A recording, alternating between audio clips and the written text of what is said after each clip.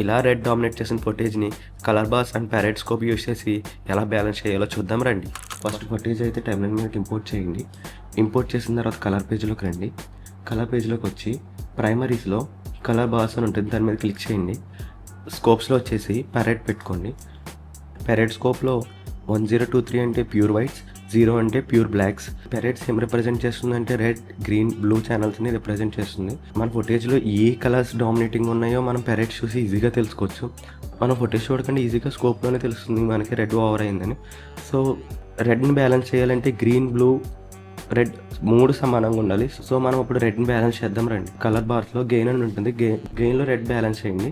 సింపుల్గా ఏం లేదు, ఈ వాల్యూస్ దగ్గరికి వచ్చి రెడ్ హైలో ఉంది కాబట్టి తగ్గించండి. తగ్గిస్తే ఇలా కిందకు వస్తుంది. మీకు ఎక్కడైతే ఓకే అనిపిస్తుందో అక్కడ లీవ్ చేసేయండి. అంతే ఈజీగా మన ఆర్జీబీ కలర్స్ బ్యాలెన్స్ చేయొచ్చు. సేమ్ గ్రీన్ కూడా అంతే. గ్రీన్ ఎక్కువైంది అనుకుంటే జస్ట్ సింపుల్గా గ్రీన్, మీకు ఎగ్జాంపుల్ కోసం చెప్తున్నాను, జస్ట్ సింపుల్గా గ్రీన్ తగ్గించండి. మీకు ఆటోమేటిక్గా మీకు ఎక్కడైతే ఓకే అనిపిస్తుందో అక్కడ లీవ్ చేసేయండి.